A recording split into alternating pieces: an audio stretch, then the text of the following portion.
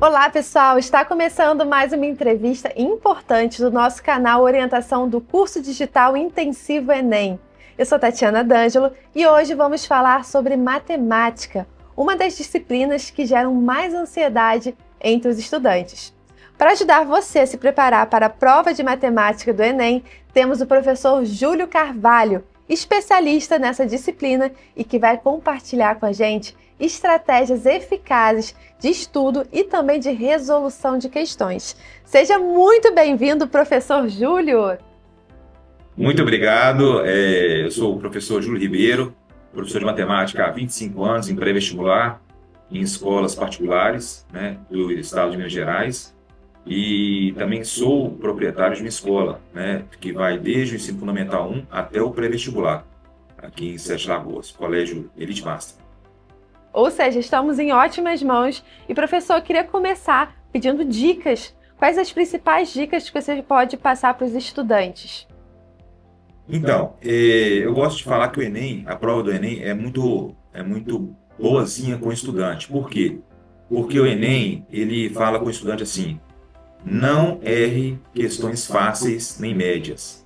Você pode errar questão difícil, não tem problema.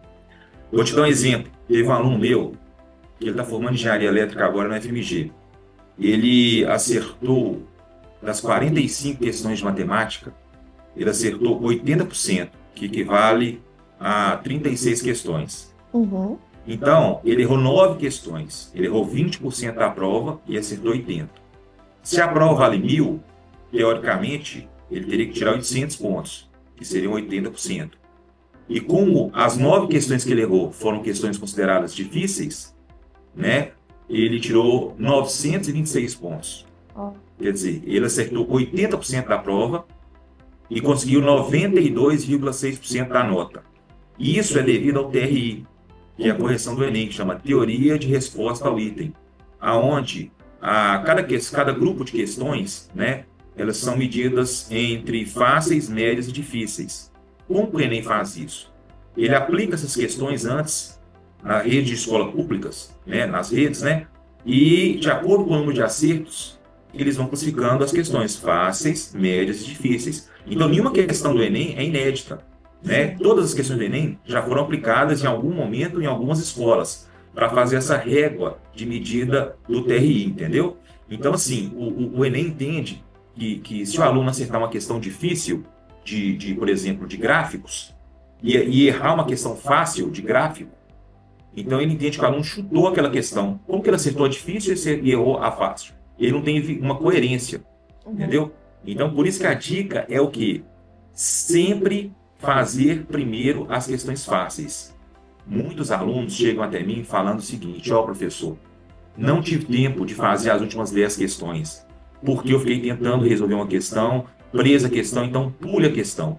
Se você viu que a questão é difícil, pule, para te dar tempo de ler toda a prova e chegar até o final, porque no final vão ter muitas questões fáceis. E se você não chega até o final e chuta uma questão fácil, você vai ser muito penalizado.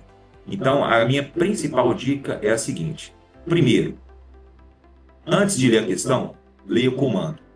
O comando é a última frase da questão, que vai estar perguntando assim: quantos alunos por metros quadrados tínhamos na sala? Aí você já sabe que você tem que saber número de alunos e a metragem, né, diária da sala, ok? Sim. E aí, depois disso, você vai começar a ler a questão. Porque quando você começa a ler a questão, você já sabe o que você precisa. E aí você vai marcar os principais dados que vão te ajudar na resolução. Então, é uma leitura dinâmica que a gente chama, entendeu? Você simplesmente não está caindo de paraquedas. Imagina você começar a ler a questão sem saber o que é preciso. Depois você tem que ler de novo para entender a resolução. Então, quando você lê primeiro o comando, você já sabe o que é preciso. Depois você vai ler a pergunta, anotar, grifar os principais dados para fazer a resolução da questão. E aí você tem uma chance muito maior de otimizar seu tempo. E já sabendo se aquela questão é fácil, médio ou difícil. O que é uma questão fácil? É uma questão de resolução imediata. Uma questão média é o quê? Uma questão que vai te demandar algum tempo maior para fazer contas grandes. O que é uma questão difícil? É uma questão de logaritmo, é uma questão de análise combinatória, é uma questão de probabilidade. Essas questões, gente, pula de imediato, deixa para o final. Matemática, você vai pular logaritmo, análise combinatória e probabilidades. São questões que você realmente vai ter que pular e já escreve o seguinte, ó. Eu gosto de dizer o seguinte, a questão fácil você faz. A questão médio, você coloca a letra M. A questão difícil, coloca a letra D de difícil. Porque depois, na hora que você voltar na prova, você vai resolver as questões médias, ok? Lembrando de ter um tempo máximo de 2 minutos e 30 segundos por questão. Porque você tem que fazer também o gabarito. Beleza?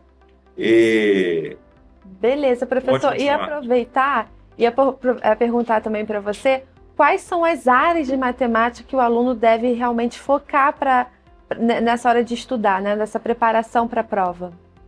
Então, assim, a prova do Enem, ela cobra muito a operação básica, matemática básica, que é a matemática com operações com frações, raiz quadrada, fatoração, entendeu? Números decimais. Por exemplo, às vezes tem uma questão, né? 600 vezes 0,52.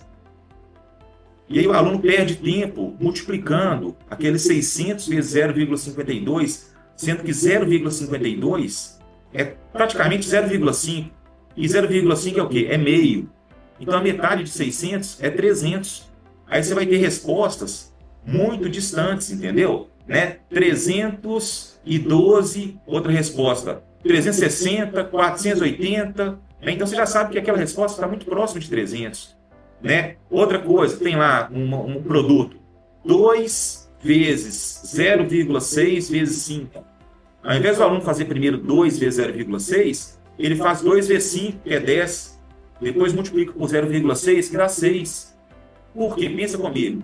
Ele vai fazer 2 vezes 0,6 para dar 1,2. Para depois multiplicar por 5 para chegar no 6. Então, ele otimizou o tempo multiplicando 2 por 5, 10. Então, esses macetes, essas dicas, né, gente? A gente aprende com o tempo, né, e com a resolução de exercícios, né? Então a gente tem que ter técnicas de resoluções de exercícios, tá? Não sei se vocês sabem, as alternativas da prova do Enem, elas são feitas com distratores. Distrator, o que é distrator? É o seguinte, quem fez a questão sabe que se o aluno tiver um erro tal, ele vai encontrar a resposta tal. Se ele tiver outro erro em tal parte do cálculo, ele vai ter a resposta tal. Então, muitas vezes o aluno encontra a resposta e marca aquela resposta, errou feliz, né, gente?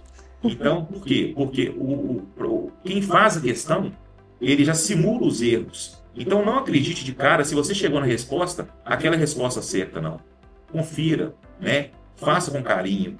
As questões fáceis, não saiam fazendo sem ter um pensamento. Tem muita questão fácil que tem uma pegadinha. Então, respire, tenha calma, faça a questão dando o maior valor possível a cada questão, né? Porque são elas que vão fazer a diferença no final da sua pontuação.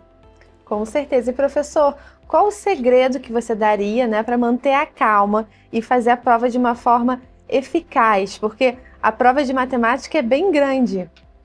Isso. Bem cansativa.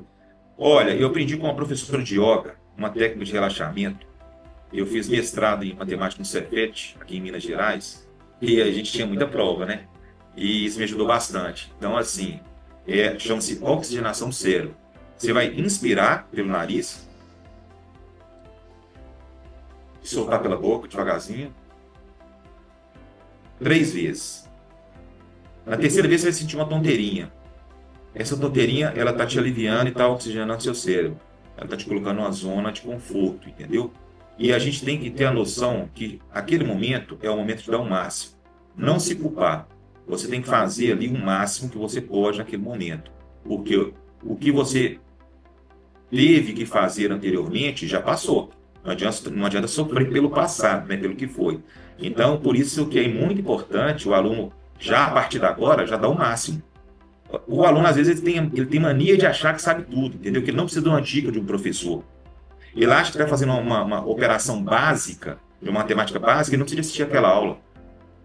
Né? Eu gosto de dar um exemplo, por exemplo, né? Tem uma operação lá, 9 dividido por 3 vezes 3.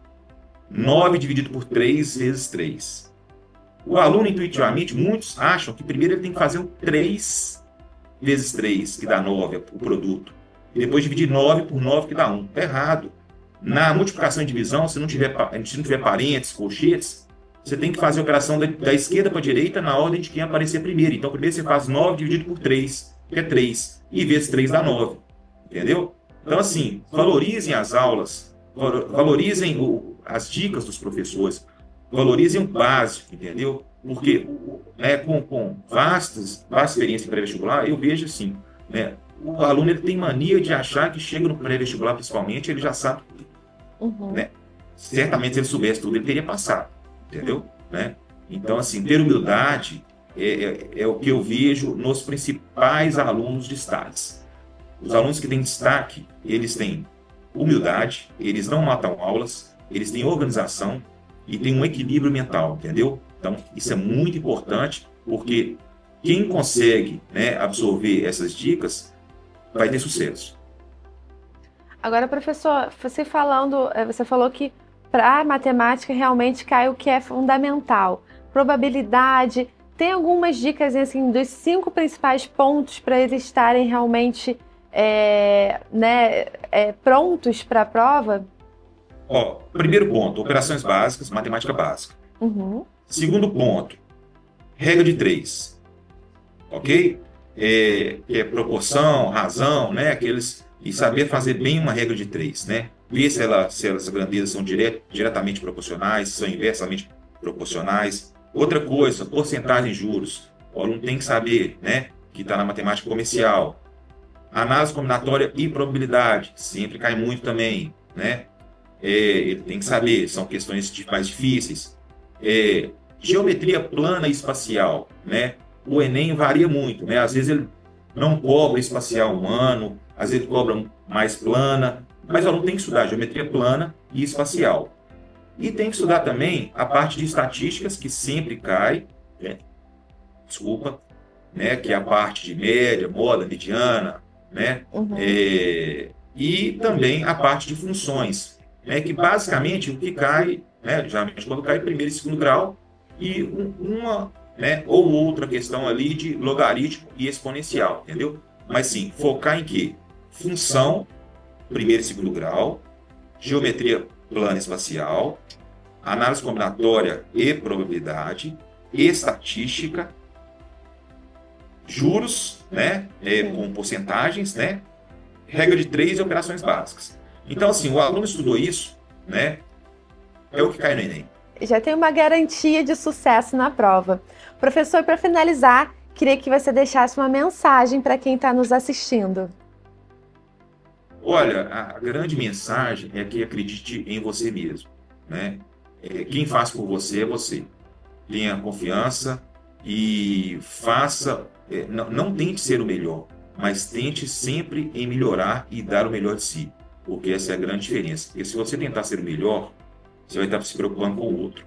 Se você preocupar em dar o melhor de si, você vai estar crescendo a cada dia, entendeu? Vai ter evoluindo 1 grau a cada dia. Então, dê o melhor de si, né? Faça o melhor, né? E não deixe de ter um equilíbrio entre uma atividade física, um lazer, porque isso tudo faz parte, né, do seu crescimento e do seu desempenho na hora da prova do Enem, né? Então, você tem que ter tempo, tem que ter um cronograma estabelecido, né? Tem que ter dedicação, tem que ir ticando, né? Anotando o que foi feito para você não andar em círculo, né? Não, hoje eu vou estudar tal conteúdo, vou fazer tantos minutos de exercício, entendeu? Né? E coloca isso numa tabela, no papel, segunda, terça, quarta, quinta, sexta, sábado, domingo, vou para academia tal horário. Então, assim, organize-se, tá? Isso é fundamental em qualquer etapa da sua vida, tanto na parte do Enem, quanto na parte acadêmica, quanto na parte profissional. Se você não se organiza, se você não tem uma tabela, se você não tem um controle, uma agenda, né, você vai perder tempo e vai perder produtividade. Com certeza. Professor, muito obrigada pelas suas dicas valiosas. Eu tenho certeza que os alunos estão mais preparados aí para a matemática. Beleza, depois você deixa meu Instagram aí pro pessoal. Um grande abraço, obrigado Obrigada, professor! Um prazer te conhecer!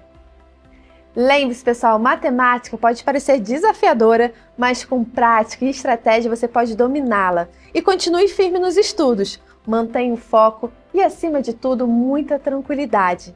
A cada dia de preparação, você está mais próximo para alcançar os seus sonhos e objetivos. Aqui no canal Orientação, trazemos dicas para te ajudar a conquistar um ótimo resultado no Enem. Fiquem ligados, pois o seu sucesso começa agora!